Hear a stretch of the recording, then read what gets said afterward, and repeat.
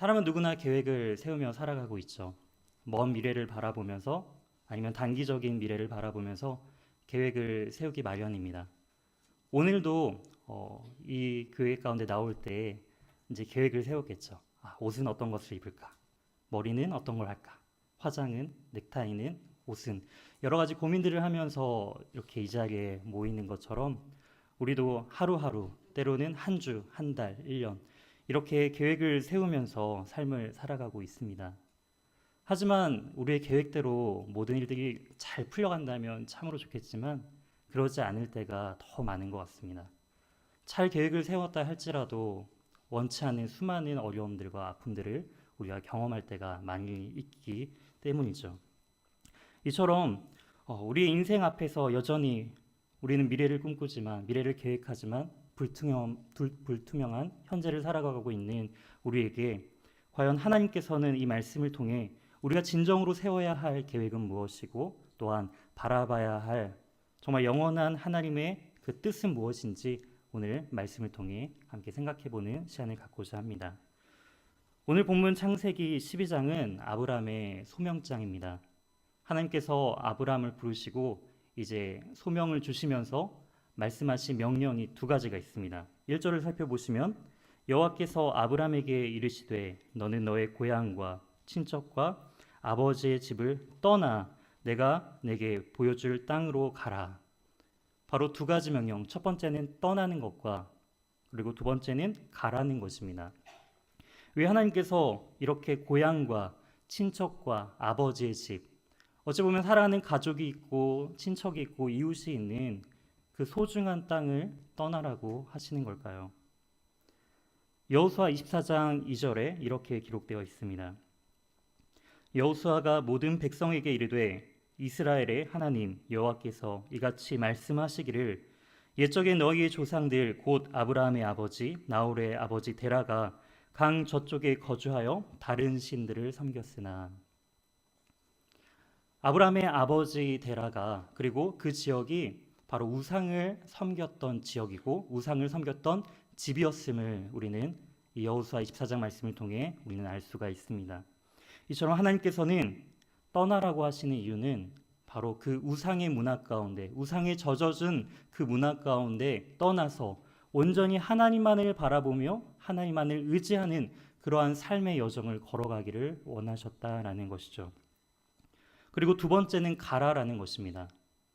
그런데 이 가라라고 할 때 보통 우리가 어디에 목적지를 알려줄 때 정확하게 그 목적지에 잘 찾아올 수 있도록 주소도 알려주고 그 주위에 뭐가 있는지 설명도 해주지만 하나님께서는 그렇게 가라고 하지 않으십니다.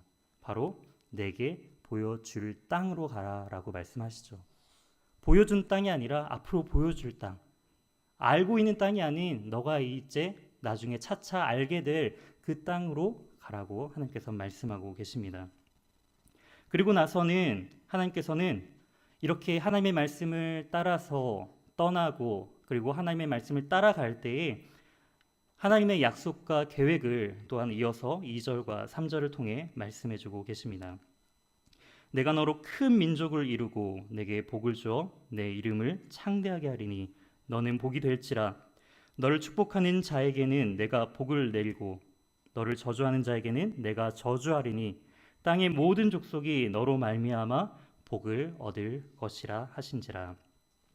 하나님께서는 세 가지 약속을 해주십니다. 1절에서 말한 땅에 대한 약속, 그리고 2절에서 나온 바로 큰 민족을 이루겠다는 두 번째 약속, 그리고 세 번째는 복을 주시겠다라는 약속입니다. 바로 땅, 민족, 복, 이것이 의미하는 것은 과연 무엇일까요? 바로 복은 모든 족속에게 임할 하나님의 영향력, 통치를 의미한다라고 생각을 해본다면 바로 땅, 영토, 그리고 민족, 국민, 그리고 복, 주권을 의미합니다. 바로 하나님께서 이 아브라함에게 민족과 나라에 대한 약속을 해주고 계시다라는 것이죠. 그런데 하나님의 이러한 약속은요, 단지 이스라엘 나라에 대한 그 한 나라에 대한 이야기가 아니라 궁극적으로는 바로 하나님의 나라에 대한 약속을 의미하고 있다라는 것이죠. 진정으로 하나님의 약속의 땅인 그 하나님의 나라에 가는 그 여정 가운데 아브라함에게 요청하신 두 가지는 떠나는 것과 바로 하나님의 말씀 가운데 보여줄 그 땅으로 가라라는 것입니다. 이러한 하나님의 부르심에 반응합니다. 아브라함은 즉각적인 순종으로 그리고 행동으로 반응하는 모습을 볼 수가 있죠. 바로 4절에 이어 나오는 이에 아브라함이 여호와의 말씀을 따라갔고, 이처럼 그러한 말씀 가운데 온전히 행동으로 순종의 모습으로서 이제 그 믿음의 길의 여정을 나아가는 모습을 볼 수가 있습니다. 그렇다면 이제 아브라함은 떠나갔습니다. 첫 번째, 하나님께서 명령하신 그 떠나라라는 것에 순종하였죠.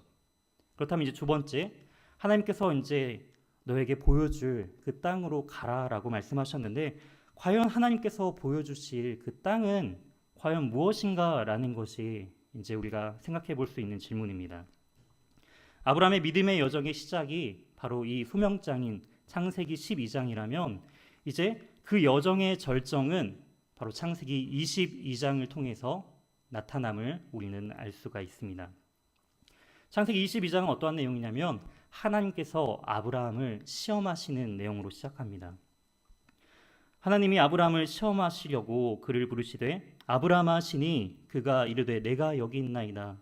여호와께서 이르시되 내 아들 내 사랑하는 독자 이삭을 데리고 모리아 땅으로 가서 내가 내게 일러준 한 산 거기서 그를 번제로 드리라. 말씀을 쫓아간 그 땅은요 바로 우리가 이 창세기 22장 2절을 통해 알 수 있는 하나님이 시험하시는 장소, 바로 사랑하는 독자 이삭을 번제로 바쳐야만 한 그 모리아산이 됨을 우리는 알 수 있습니다.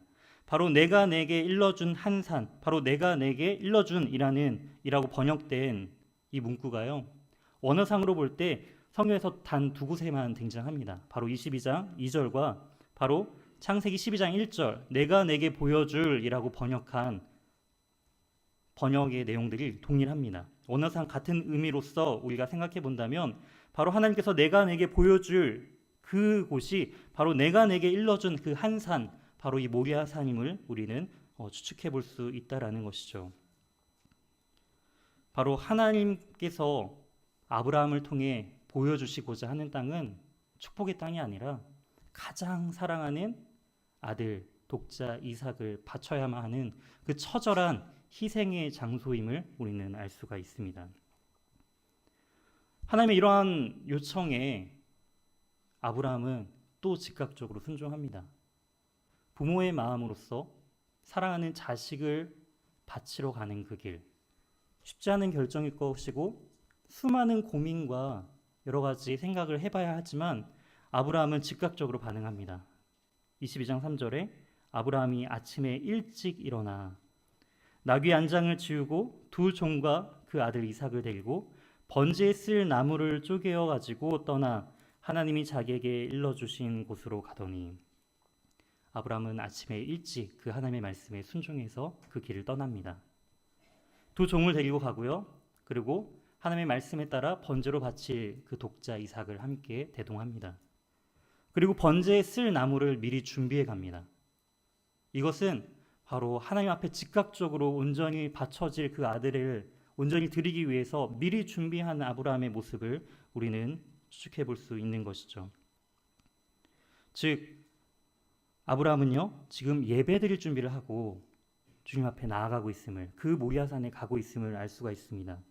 치열한 고통의 순간에 바로 온전히 하나님 앞에 예배드릴 준비로 아들을 바쳐야만 하는 그 처절한 길에도 하나님 앞에 예배드리는 것임을 아브라함은 잊지 아니하고 그 모습을 준비하면서 하나님 앞에 최선을 다한 모습으로 지금 예배 자리에 나가고 있다라는 것이죠.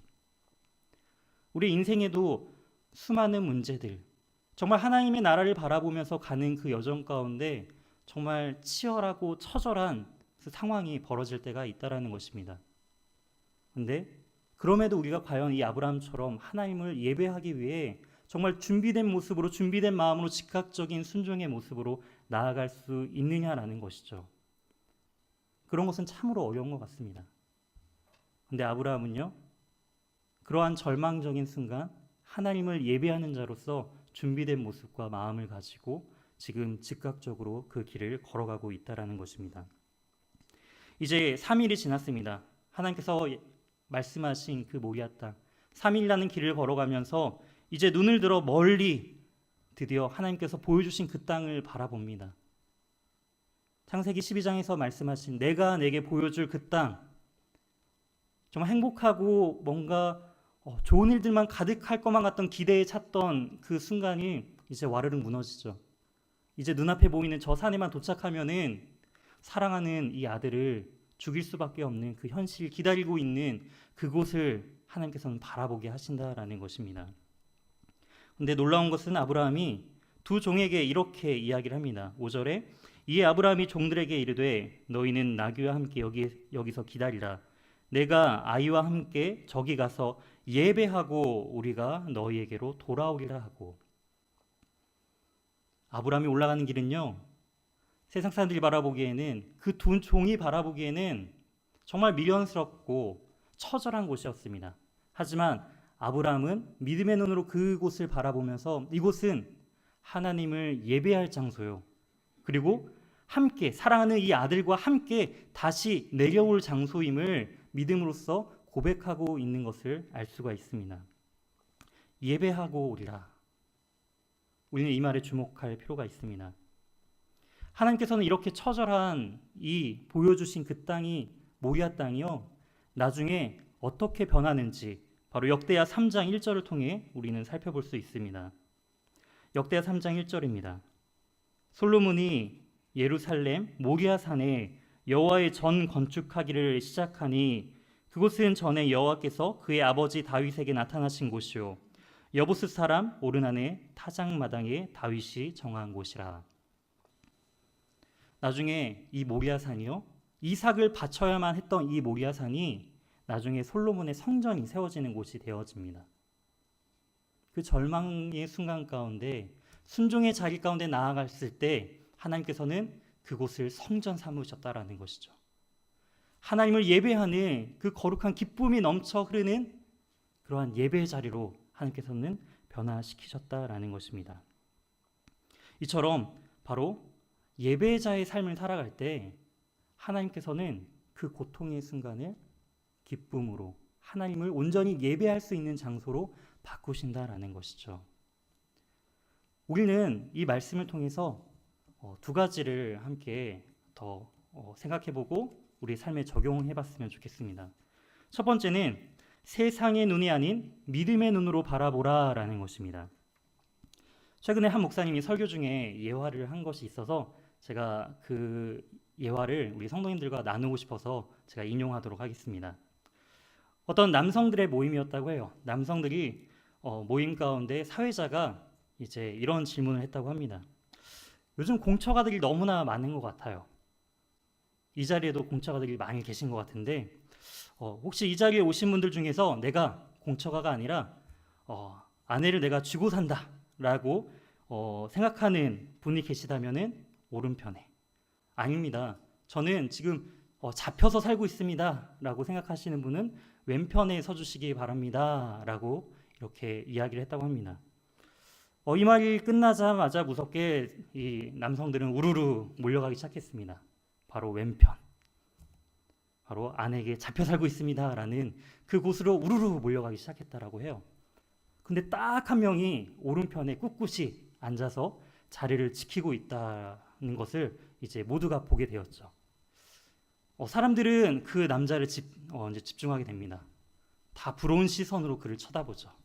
과연 어떻게 하길래 저 사람은 잡혀 살지 않고 그렇게 쥐어서 아내를 쥐고 살 수 있을까? 이러한 부러운 눈초리로 쳐다보았습니다. 그리고 사회자가 이렇게 질문했다고 해요. 어떻게 하면 그 아내를 이렇게 쥐고 살 수 있습니까?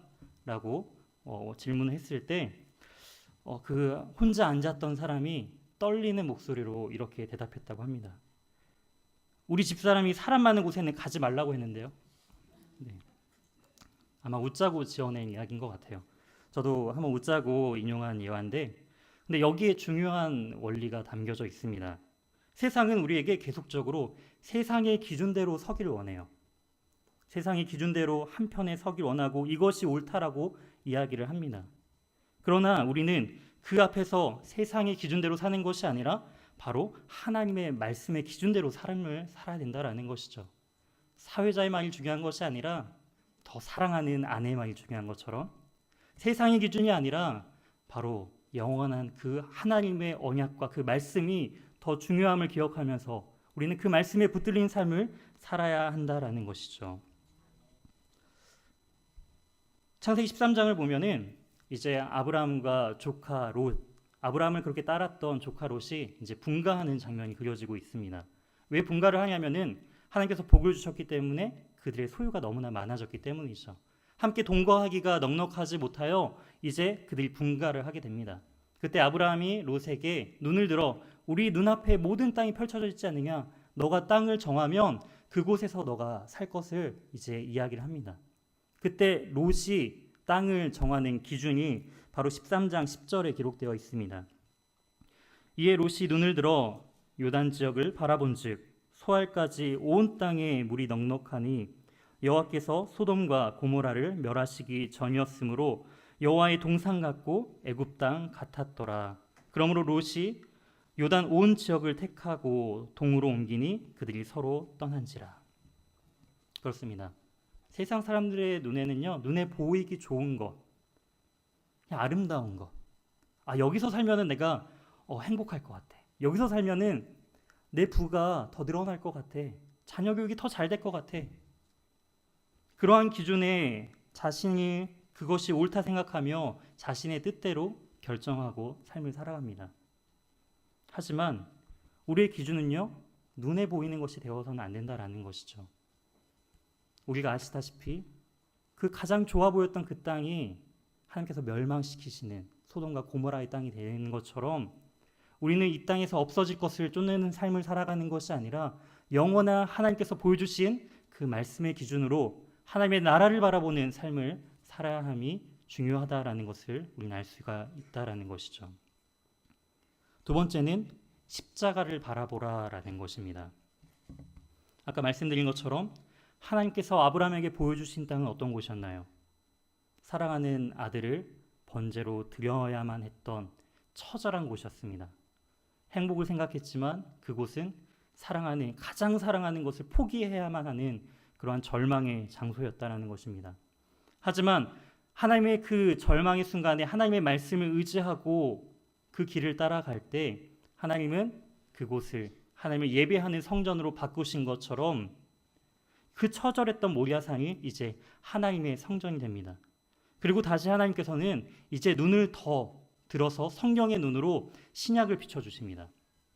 그 비춰주신 장면이 바로 이삭이 이제 나무를 지고 모리아산에 오르며 아버지 아브라함의 말에 순종했던 것처럼 이제 예수님께서는 예루살렘에 입성하셔서 나무 그 십자가를 지시고 바로 하나님 아버지의 뜻에 순종하여 골고다 언덕에 오르시는 그 장면으로 신약은 다시 초점을 예수 그리스도의 십자가로 우리를 비춰주고 있습니다. 마태복음 27장 55절을 보면은 이제 십자가상에 수많은 여인들이 그 예수님을 바라보는 그 십자가상에 예수님을 바라보는 장면이 기록되어 있습니다. 예수를 섬기며 갈릴리로부터 따라온 많은 여자가 거기 있어 멀리서 바라보고 있으니 그 중에 막달라 마리아와 또 야고보와 요셉의 어머니 마리아와 또 세베대의 아들들의 어머니도 있더라. 예수님을 따랐던 사람들, 근데 결국 그들이 보게 된 것은 처절한 십자가였습니다. 아브라함도 마찬가지죠. 하나님의 말씀을 따라갔던 그곳, 그 종착지가 어디였나요? 바로 처절했던 모리아산이었던 것처럼 사람들은 인생의 행복과 정말 예수가 바로 정치적인 평화를 이뤄줄 진정한 메시아야라고 따랐지만 주님의 길은, 하나님의 뜻은 거기에 있지 않았다는 것이죠. 바로 죽는 것이었습니다. 그러나 그 십자가는요, 죽음에서 끝나지 않습니다. 바로 부활의 영광이 기다리고 있다라는 것이죠. 부활 후 예수님께서는 마태복음 28장 20절에 마지막으로 마태복음에 이렇게 기록되어 있습니다. 내가 너희에게 분부한 모든 것을 가르쳐 지키게 하라. 볼지어다 내가 세상 끝날까지 너희와 항상 함께 있으리라 하시니라. 아멘. 하나님이 우리와 함께 하심을 바라볼 때 그 하나님의 통치와 하나님의 권능과 능력이 우리의 삶 가운데 나타날 수 있다라는 것이죠. 그 십자가를 바라볼 때 우리는 하나님의 나라를 진정으로 바라볼 수 있다라는 것입니다. 근데 더 중요한 것은 또한 여기 명령이 있습니다. 모든 것을 가르쳐 지키게 하라라는 명령이 또 있다라는 것이죠. 과연 어떻게 하면은 우리의 삶을 통해서, 우리의 인생을 통해서 정말 주님께서 말씀하신 그 모든 것을 가르쳐 지키게 할 수 있을까라는 우리는 고민을 해봐야 합니다. 어떻게 하면 하나님의 이 지상 명령을 우리의 삶 속에서 나타낼 수 있을까요? 저는 아브라함의 조카 롯의 삶을 통해서 그 실마리가 있다라고 생각합니다. 베드로후서 2장 6절과 7절 말씀에 이렇게 기록되어 있습니다. 소돔과 고모라 성을 멸망하기로 정하여 죄가 되게 하사 후세에 경건하지 아니할 자들에게 본을 삼으셨으며 무법한 자들의 음란한 행실로 말미암아 고통당하는 의로운 롯을 건지셨으니. 소돔과 고모라 사건을 이야기하면서 그 심판이 바로 하나님께서 본을 삼으시는 그 심판의 본으로서 하나님께서 그 재앙을 내리셨다라는 것을 이야기하면서 롯에 대해서 의로운 롯이라고 평가를 하고 있습니다. 저는 궁금했어요. 왜 성경은 이 롯을 의롭다라고 평가를 했을까라는 것입니다. 의로운 롯. 과연 그가 어떠한 삶을 살았길래 의로울 수 있을까요? 근데 제가 아무리 성경을 찾아봐도 이 롯의 의로운 점이 발견되지 않는 거예요. 소돔과 고모라 사이 그 성에서 분명 천사들이 이제 그곳에서 소돔 땅에서 나오라고 말했지만 여전히 그곳에서 나가지 않는 롯의 모습을 볼 수가 있습니다. 그러자 억지로 천사들이 이제 롯과 그의 아내와 그 두 딸을 양손을 하나씩 잡고 그 네 명을 이끌고 나가는 것처럼 억지로 끌려 나가는 롯의 모습을 보면서 그는 아브라함처럼 철저하게 하나님의 말씀에 온전히 순종하지도 않았고 또한 그의 삶의 그 모습들과 또한 그의 후손들을 볼 때 뭐 그렇게 하나님 앞에 의롭다라고 평가될 것이 없는 것처럼 보였어요. 그런데 한 가지 이 설교 말씀을 준비하면서 깨달은 것이 왜 롯이 의롭다라고 평가된 그 근거 중에 하나가 바로 창세기, 오늘 본문 말씀 창세기 12장 4절에 있다라는 것을 발견하게 되었습니다. 창세기 12장 4절에 이렇게 기록되어 있습니다. 이에 아브라함이 여호와의 말씀을 따라갔고, 그 하나님의 부르심 앞에 즉각적인 순종의 모습으로 아브라함은요 하나님의 말씀을 따라갔습니다. 근데 중요한 것은 롯이 뒤에 등장하죠. 롯도 그와 함께 갔으며, 롯이요 지금 아브라함을 따라간 거예요. 아브라함을 말씀을 쫓아 따라간 그 아브라함의 뒤를 따라간 것입니다. 즉 하나님의 말씀을 따라간 아브라함의 삶 가운데 하나님의 능력이 드러났죠. 그리고 그의 삶을 통해서 그의 의로움이, 그의 능력이 바로 함께 아브라함을 쫓았던 롯에게까지 그 은혜가 전해졌다라는 것입니다. 우리의 삶도 마찬가지예요. 우리가 하나님을 온전히 따라 하나님의 말씀대로 삶을 살아갈 때 우리의 모습을 보고 우리의 자녀들이, 우리의 부모님이, 우리의 이웃들이 저 손가락질하는 세상이 변화되어야 된다라는 것입니다. 그것이 바로 오늘 마태복음 28장 20절에 말씀하신 모든 것을 가르쳐 지키게 하라라는 지상 명령 가운데 우리에게 보여주시는 하나님의 말씀이다라는 것이죠. 과연 우리의 삶을 통해서 예수 그리스도가 드러나고 있나요? 우리는 그것을 잘 분별할 수 있어야 된다는 것입니다. 혹시 삶을 살아가시면서 인생의 실패 속에 사랑하는 무엇인가 잃어본 그 아픔을 경험해 보신 분이 계신가요? 아무리 노력해도 전혀 해결되지 않을 것만 같은 그러한 문제 앞에 때로는 가장으로서, 때로는 어미로서 그 가정을 지킬 수 없는 그 상황 가운데 처해져 있을 때 그 밀려오는 무기력함을 혹시 느껴보신 적은 있으신가요? 아무리 내 방식대로, 내 노력대로, 내 지식으로 내가 가지고 있는 그 모든 것을 쏟아붓는다 할지라도 해결되지 않는 그러한 처절한 문제 앞에 우리는 인생의 그러한 문제 앞에 반드시 서게 됩니다. 출애굽기 14장 13절에 이렇게 기록되어 있습니다. 이스라엘 백성이 출애굽한 후에 하나님께서 약속하신 그 가나안 땅으로 가요. 그럼에도 불구하고 처음에는 그렇게 좋아했던 사람들이 이제 앞에는 홍해로 막혀 있고 뒤에 애굽 군대들이 쫓아왔을 때 사람들은 모세를 원망하기 시작합니다. 애굽에 매장지가 없어서 우리를 이곳까지 불러서 여기서 죽게 하느냐, 원망의 목소리가 들려옵니다. 도저히 해결되지 않아요. 앞에 홍해가 막혀 있고요. 뒤에 애국 군사들이 우리를 죽이려고 따라오고 있어요. 어디도 도망갈 수 없는 그렇게 처절한 상황 속에 모세는 출애굽기 14장 13절에 이렇게 이야기하고 있습니다. 모세가 백성에게 이르되 너희는 두려워하지 말고 가만히 서서 여호와께서 오늘 너희를 위하여 행하시는 구원을 보라. 너희가 오늘 본 애굽 사람을 영원히 다시 보지 아니하리라. 아무런 길이 보이지 않으신가요? 그러면 기뻐하십시오. 이제 하나님의 기적이 드러날 순간입니다. 우리의 모든 경험과 상식을 깨시고 하나님은 홍해를 가르시죠.